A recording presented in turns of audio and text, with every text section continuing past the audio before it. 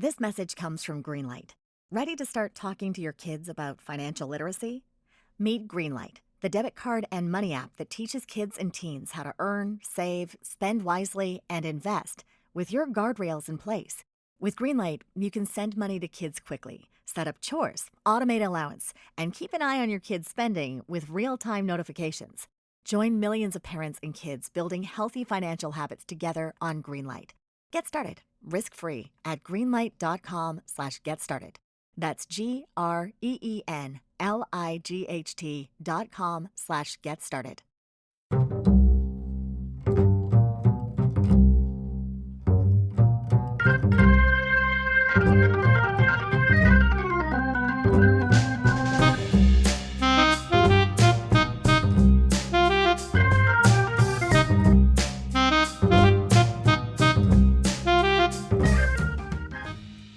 Hello and welcome to Citation Needed, a podcast where we choose a subject, read a single article about it on Wikipedia, and pretend we're experts. Because this is the internet, and that's how it works now. I'm Heath, and I'll be hosting this internet radio activity, and I'm joined by my favorite isotopes, Cecil, Noah, Tom, and I carry all those extra neutrons right in my midsection. They just bulk up right there. Right? I feel right in my element. I'd have a better joke, but I'm extra dense. Eli, do you have a thing about radioactivity? I hate being the neutron guy. There you go. All right, Noah, what person, place, thing, concept, phenomenon, or event are we going to be talking about today? We said we didn't always have to do a joke at the start.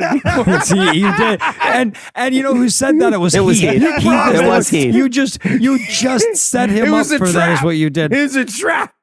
And by the way, listener, it's not a coincidence that the last time I did an essay, I was talking about how football season is about to start, and this week when I do an essay, I sound like this. We're going to be talking about Project 57, Heath. Okay, and what belabored preamble stands between us and knowing what we were talking about? I'm stealing that, Heath. Thank you. Are we anti-belabored preamble on that show? This can't be an Yes, official we position. are. I don't. No. And this is not a I don't know. no. So, I just don't like it when we run long. listener, you, as you may be aware, you're still listening to last week's episode that Eli did about a monkey. So, all right, as you all probably know, between 1945 and 1962, the U.S. went fucking nuts testing nuclear bombs in every place you could possibly get one.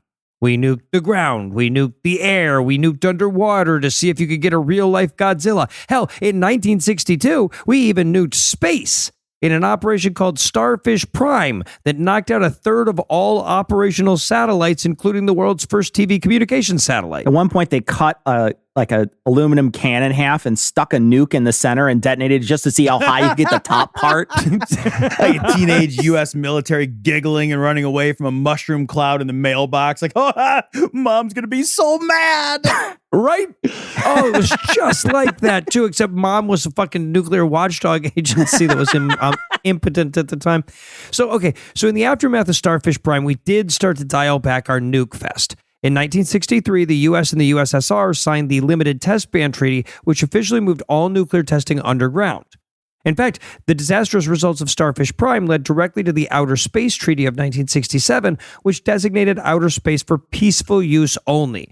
That is a distinction that would remain until literally anybody could think of any effective way to weaponize it.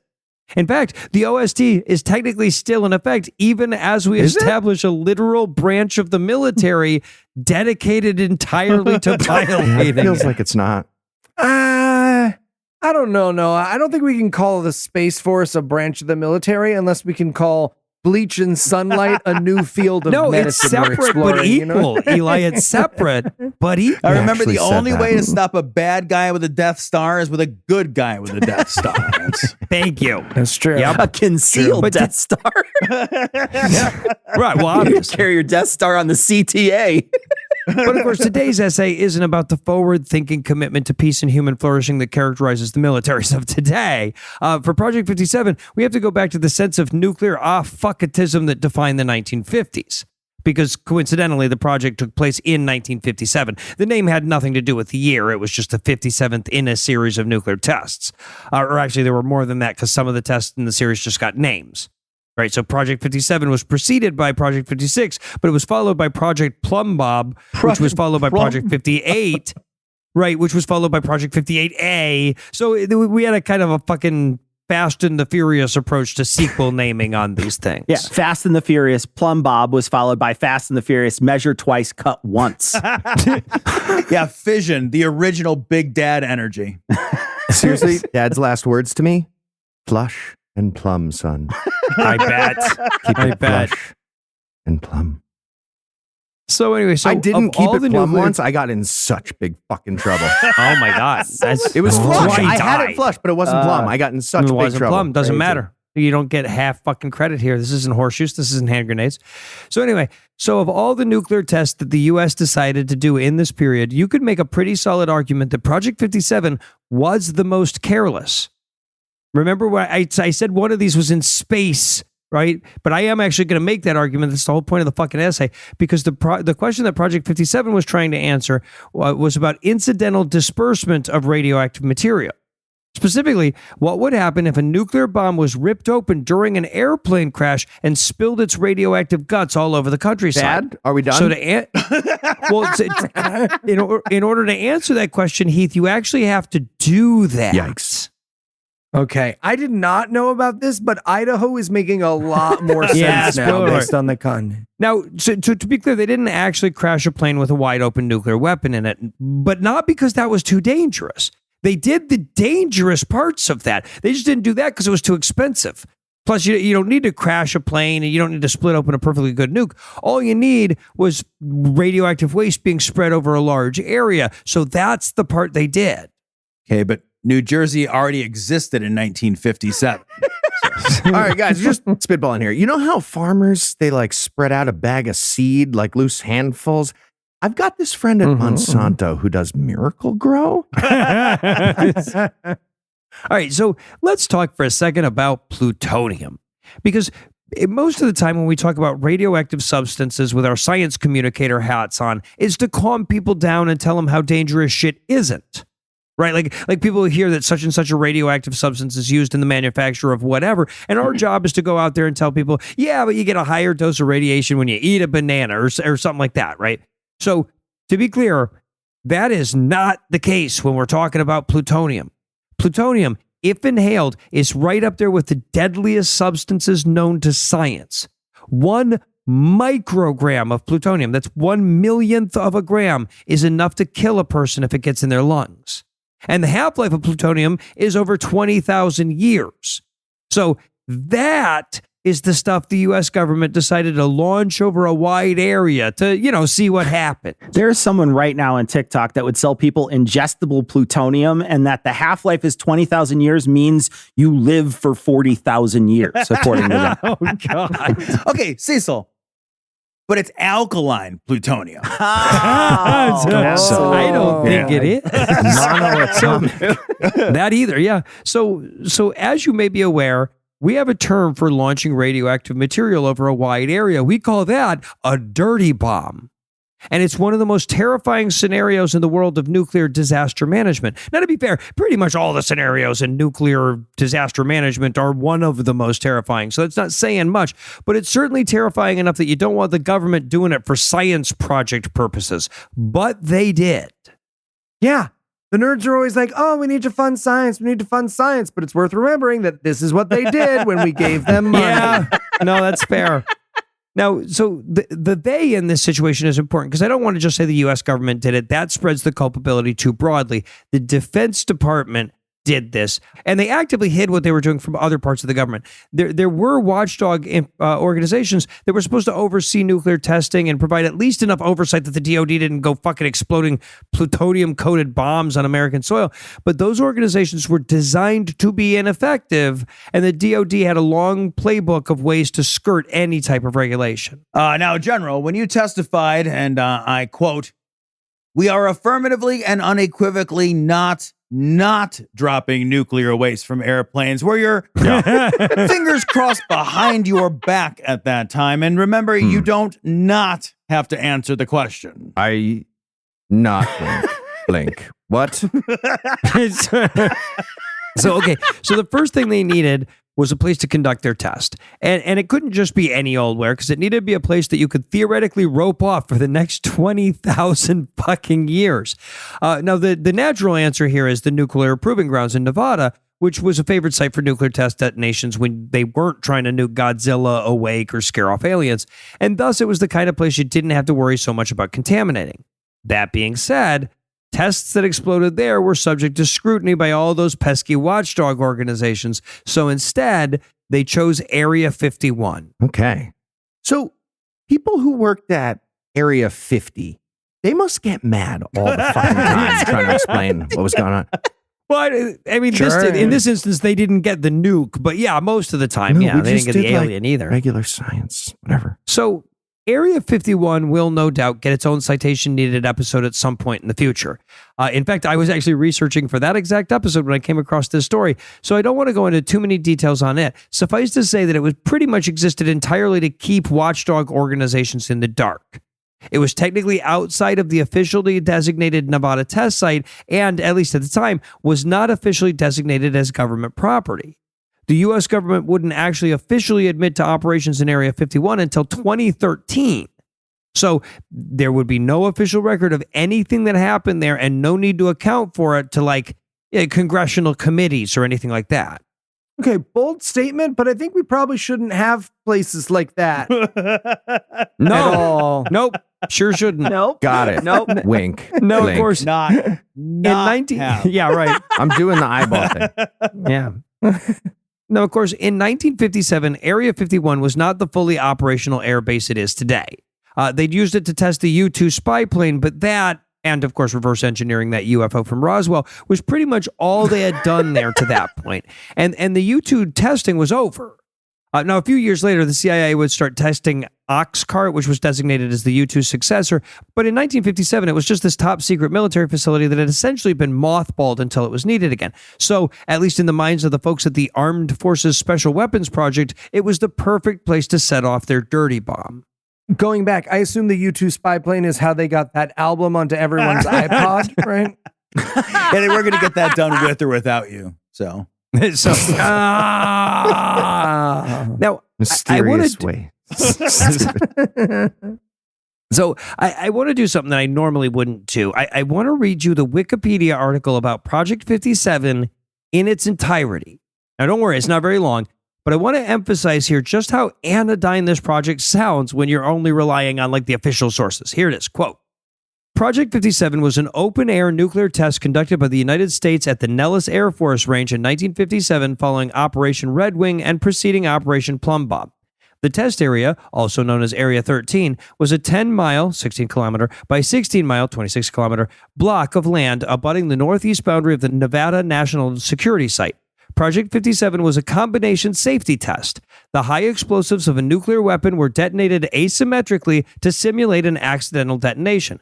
The purpose of the test was to verify that no yield would result, as well as to study the extent of plutonium contamination.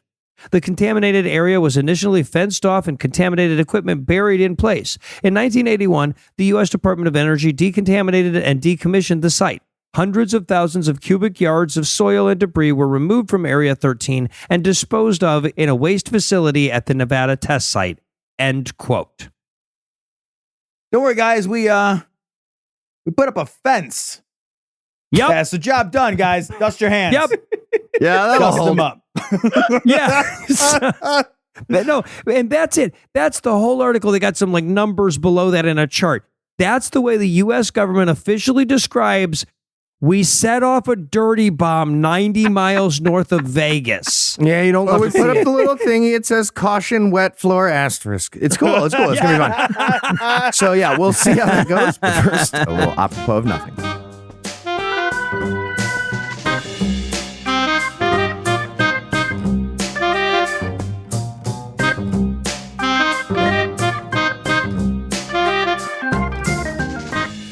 All right, gentlemen. Thank you for coming to this meeting of the Weird Committee of Science People who did bizarre and bad shit until people noticed in the early 90s. Anyone got an update for me? Yes, sir. We just wanted to check in and say that Project MK Ultra is going really well. Really? Okay, so then you discovered the psychic powers then? Oh, no. We tortured people And then we documented it extensively so that pretty much any asshole who doesn't trust the government can cite it as proof of their delusions just, forever. Excellent. Excellent. Yes. And Yorgi. We launched Dog into space. Okay. Sure. Yeah. Did you learn anything from that? Dog die? I feel like you knew the dog was going to die without launching it into space. So, no? Da. Great. Sure. Yeah. And Chris. Right, yeah. Chris from Nuke Stuff. So y'all know that we launched nukes as a weapon of war 5 or 6 years ago for the first time, and we just kind of, we weren't sure how that would affect the planet. Right, like there was a very real concern that it would set the atmosphere on fire. Yeah. I remember that, of course. Go on. Yeah. So we just did that hundreds more times. Sure. Yeah. And what have you learned?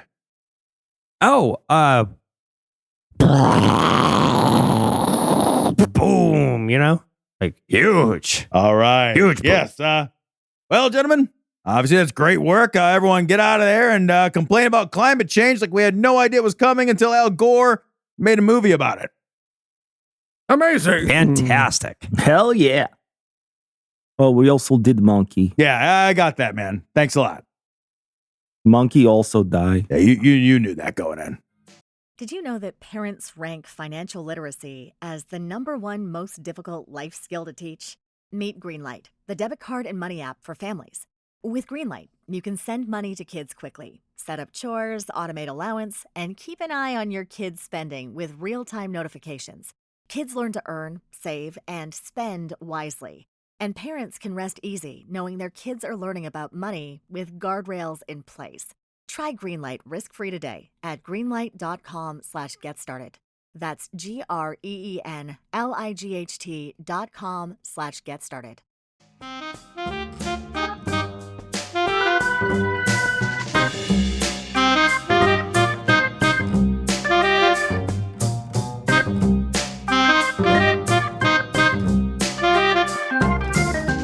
And we're back. When we left off, DOD was planning to spread plutonium all over Nevada like fucking peanut butter with a giant knife for safety. Cool. So what's next? Okay, so as careless and insane as this planned test was, there still was a lot of valuable data to be gleaned from it. Scientists had no fucking idea what would happen if you dispersed plutonium over a wide area. I mean, we knew it would be deadly, of course, but that's all we knew.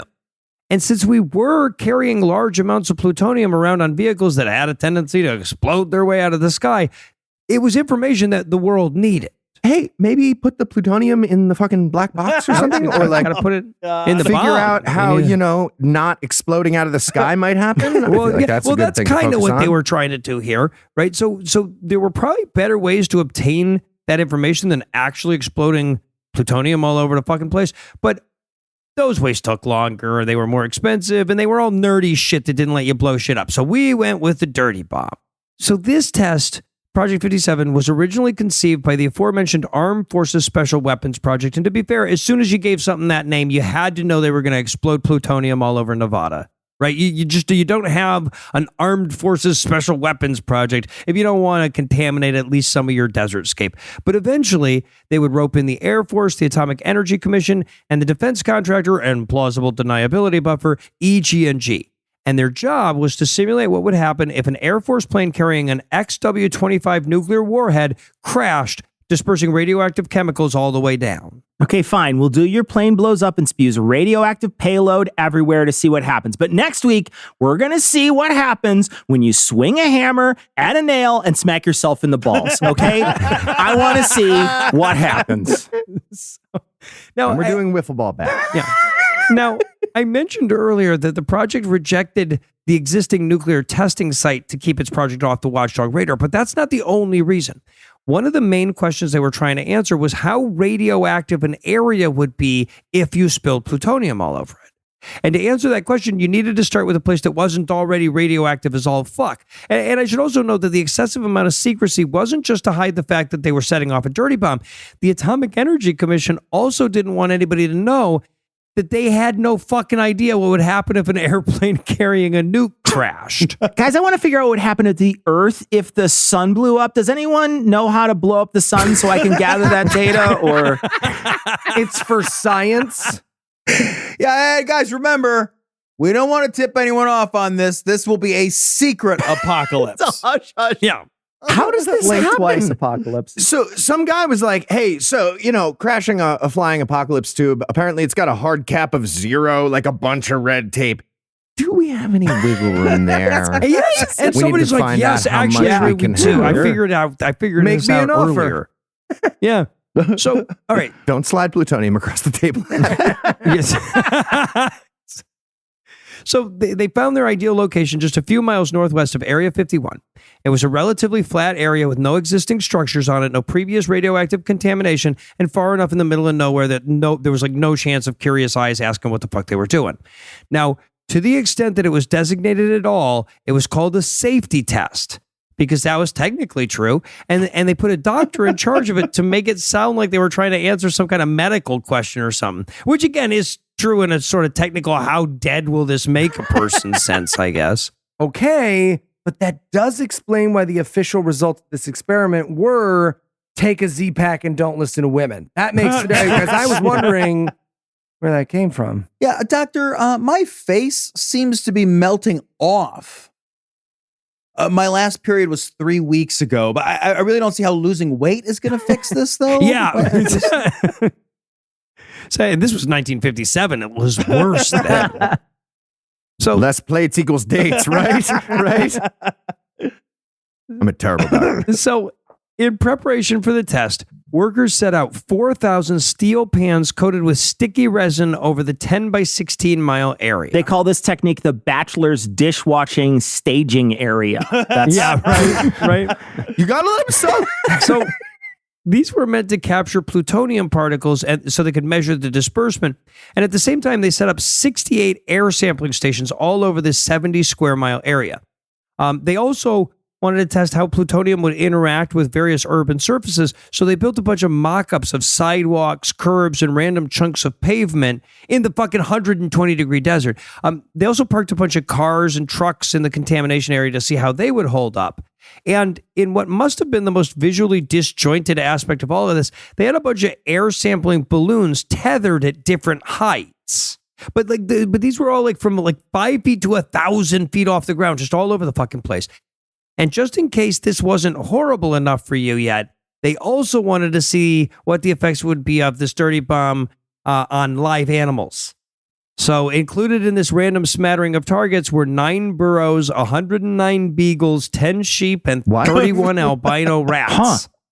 Yeah, no indication anywhere in the sources of how they wound up on that mix of species and amounts. The amounts to what the fuck happened there? Yeah. At some point, they had 108 beagles, and somebody was like, "I don't know if we're gonna get enough science out of this." Yeah. And why did the rats have albinism? Yeah, it's a great question. Okay, so I know this story is about the government carelessly throwing plutonium around 90 minutes from one of the busiest cities in the world. And that part is sad, but the part I'm definitely going to be maddest about is the beagles. I'm just calling it right now. I'm maddest about the Dude, beagles. that's the one part where I was almost like, I should leave this detail out. But yeah, no, that's the sad part. I've been to Vegas twice this year, and both times I was like, you could put a little plutonium here. So originally the test was scheduled to take place on The April Flamingo Hotel, a little bit of plutonium. Yeah, Truly, yeah. Put a little plutonium here. So originally the test was scheduled to take place on April 3rd in 1957, but weather wasn't cooperative. High winds shut the test down because you don't want to set your dirty bomb off unsafely, right? And then a series of delays ensued, keeping the operation in a holding pattern for 3 more weeks. But finally, on April 24th at 6:27 a.m., a small nuclear warhead coated in plutonium was detonated to simulate the crashing plane. Because again, the DoD never passed on a chance to detonate a nuke back then. The radioactive cloud spread north as expected over an 895-acre area. Okay, they waited for the right weather for the accidental plane explosion Yeah. simulation? Yeah, they want to do it safely.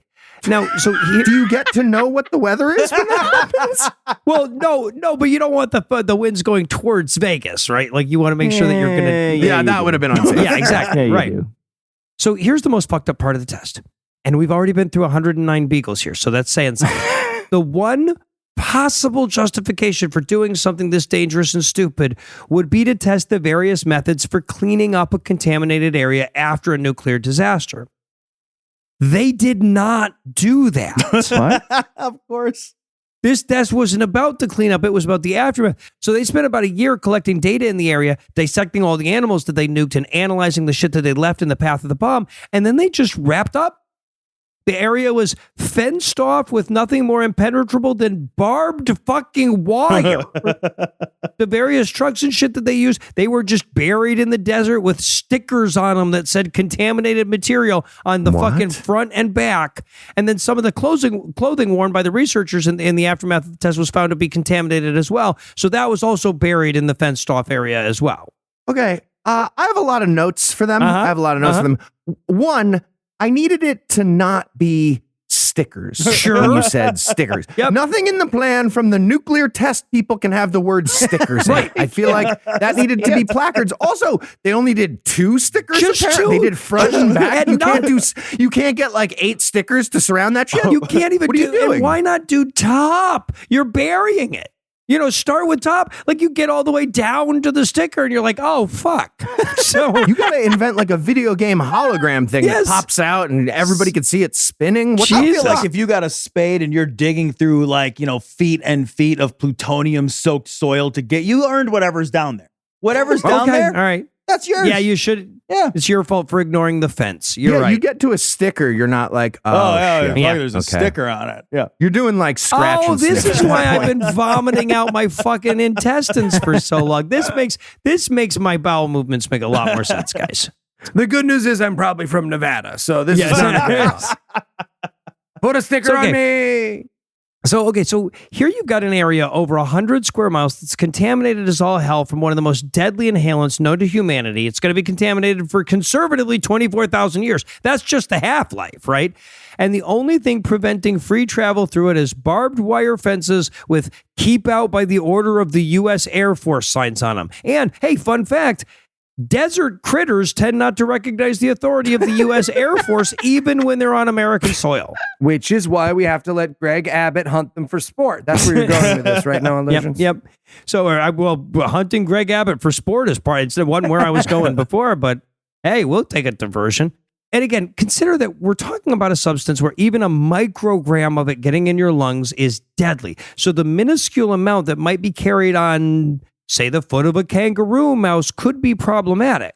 Right? Now, the kangaroo mouse that wanders into this area probably is just going to die, but there will necessarily be a liminal area where the plutonium levels aren't enough to automatically kill anything that wanders in, but are high enough to be carried out. Plus, plutonium that gets into your system stays there forever. So if or 20,000 years anyway. So if a bird was to eat the dead kangaroo mouse, that would put the plutonium into the food chain. Turns out what happens 90 miles north of Vegas does not stay 90 miles north of Vegas. I know this isn't the point, but I am very excited that I just learned there's an animal called kangaroo. I know. That sounds Did you Google it? amazing. Did you Super Google cute. it? I'm Googling it Oh my right God, now. okay. In my, I don't want to ruin what's in my head though. In my head, No, it's cuter in it's your so head. high. Yeah, right, It's cuter than in They your... jump so high and they box. Now, All right, I'm checking it out. all right. Kangaroo So mouse. if you're clinging to the hope that the tiny amount of plutonium he's jumping. yeah, yes, Look at yes, him. though.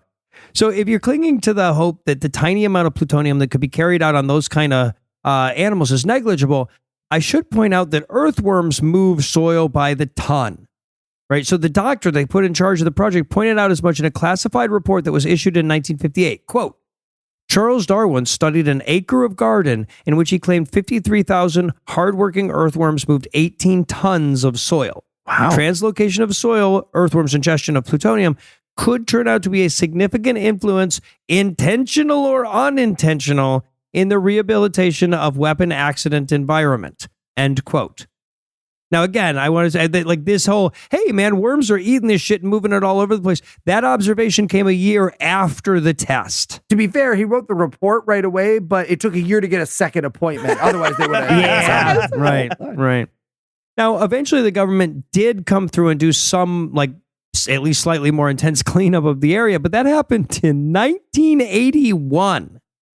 So for 24 fucking years, there was just a blanket of finely dispersed plutonium blowing around the Nevada desert. And when they did cleanup, they basically just dig up all the plutonium contaminated soil and moved it to another spot where presumably they still, because they still haven't figured out how to make fucking earthworm barbed wire or whatever. So yeah, it's still just there. All right. If you had to summarize what you've learned in one sentence, what would it be? I probably just quit smoking for nothing, really. And are you ready for the quiz? Yeah, just do it quick. All right, Noah. What's a great name for this movie adaptation? A, Winnie the Plutonium. B, nuclear, and present danger. It's hard to say. C, 10 things I hate about uranium. Or D, Goner with the Wind. Oh, dude, Goner with the Wind is excellent. Absolutely, it's D, Goner D. with the Wind. It is D. All right, Noah, if we've learned anything from this essay, it's that science, aka systemized knowing things, is bad and dangerous. A, that's why I don't do it. B, the answer is B. Damn it is something B. else. Whatever. Dang it. B. All right, Noah.